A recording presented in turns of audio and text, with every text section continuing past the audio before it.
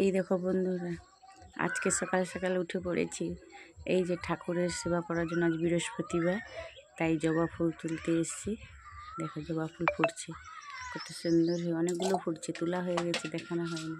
এই ঠাকুরের কাছে এসেছিলাম, সেই যে স্নান করালাম। এই যে ঠাকুরকে এই যে সব কিছু ধোয়াধুয়ি করে একটু এই যে ঘি চন্দন মাখিয়ে এই যে জল দিয়ে তুলসী পাতা ফুল দিয়ে স্নান করাবো। গঙ্গা জল দিয়ে লক্ষ্মীনারায়ণকে স্নান করিয়ে, এই দেখো বন্ধুরা, আমি নতুন পরিষ্কার কাপড়, আমি যেটা অন্য শাড়ি দিয়ে যে মুছতে হবে রাখি গামছা, তা নয়। আমি আমার নিজের পরিষ্কারই দিয়ে আমি মুছাই, ভুল হোক আর ঠিক হোক, আমি আমার মতো করে করি। আমি মনে করি আমার নিজের বাবা মা, তাই আমি সেরকম করি। আলাদা করে তুলে রাখি এমন কিছু করি না। এই স্নান করিয়ে এই তুলসী দিলাম চরণে 3টে, আর লক্ষ্মীর হাতে একটা লাল এই চন্দন দিয়ে দিলাম। লক্ষ্মীকে লাল চন্দন দিই, আর নারায়ণ ঠাকুরকে সাদা শ্বেত চন্দন দিয়ে ওই যে আবার তুলসী দিয়েছিলাম, তারপরে করলাম। এই যে ফুল দিলাম মাকে, আমি দেখতে পাচ্ছি বন্ধুরা, এই সাদা ফুলটা ভগবানকে চরণে দিলাম। তেমন ফুল তো পাচ্ছি না এখন, যেটুকুনি পেয়েছি সেইটুকুনি দিচ্ছি। হ্যাঁ, এইবার সিঁদুর পরাচ্ছি মাকে। আজকে বৃহস্পতিবার, আমরা নিরাম খাই, এবার পুজো করি। সিঁদুর পরাচ্ছি, আর মায়ের সিঁদুর একটু আমি আমার স্মৃতিতে নিয়ে নিই সবসময়ের জন্য, এটাই করি।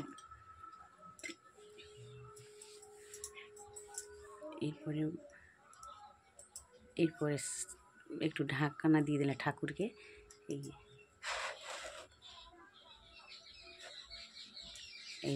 এইবার সিংহাসনে বসিয়ে দেবো। স্নান করার সময় তুলেছি, এবার সিংহাসনে বসিয়ে দেবো। দিয়ে ওই যে আর যে ঠাকুরগুলো আছে সবাইকে চন্দনের ফোঁটা, এই যে রামের চরণে তুলসী দিলাম, হচ্ছে না বলে ভালো করে ধরে দিতে হচ্ছে। ওই যে শিব ঠাকুরের গায়ে দুর্গা মা আছেন, ওনাকে জবা ফুল। তারা মা আছেন, ওনাকে জবা ফুল। ওই যে লক্ষ্মীনারায়ণকে কুন্দানা ভোগ খাওয়াচ্ছি, জল খাওয়াচ্ছি। আর এই প্রসাদ এবার শিবকে দেব। আগে আমি 2টো থালায় দিতাম, এরপরে আমি পরে জানলাম, আমাদের গুরু বললো যে না, শিবের নারায়ণের প্রসাদ যদি শিবকে দেওয়া হয় সেটা মহাপ্রসাদ হয়।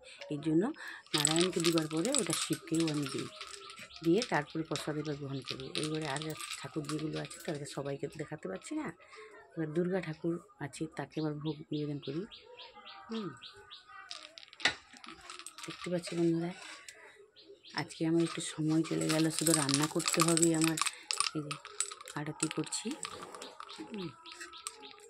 তোমরা সবাই ভালো থাকো বন্ধুরা, সবার জন্য আরতি করছি। আমার ছেলেরা, আমার খুদের কন্যা ভালো থাকবে, আমার বাড়ির স্বামী দেবতা ভালো থাকবে, তোমাদের বাড়িতে খুদের কোন স্বামী দেবতা সবাই যেন ভালো থাকে, আমি প্রার্থনা করি।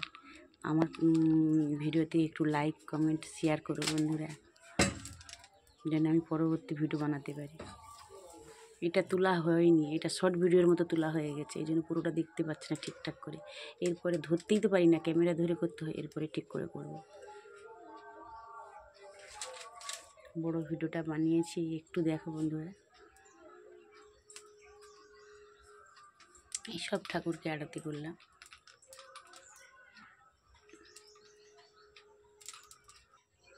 খুব ভালো থেকো বন্ধুরা, গুড মর্নিং।